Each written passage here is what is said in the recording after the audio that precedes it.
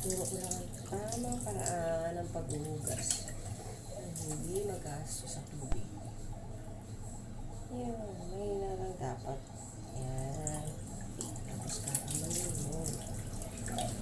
Yan.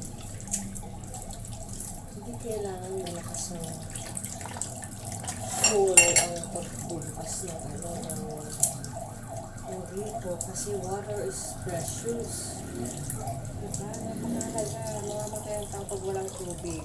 Papasilaan ka. Tapos hihipuin mo.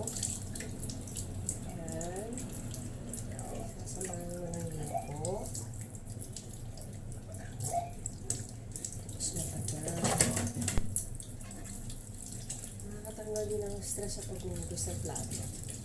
Kaya lang, mga kabataan dyan, ayaw maghugas ng plato. Hihipuin mo, hindi mo pagkaganyanan mo lang sa tubig. Kailangan mo hihipuin mo din. Yan. Diba? Kailangan magsayang-sayang ang tubig, ha? Yan, ha? Tutunin. Yan.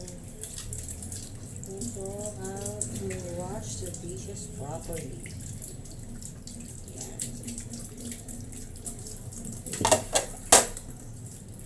One more. Excuse me, kain. Sino?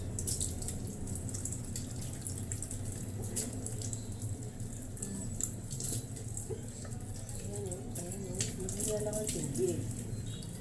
Tapos kung pwede, sasahurin yung tubig sa maliit na timba para pwede mo siyang pandilig. Okay, finish.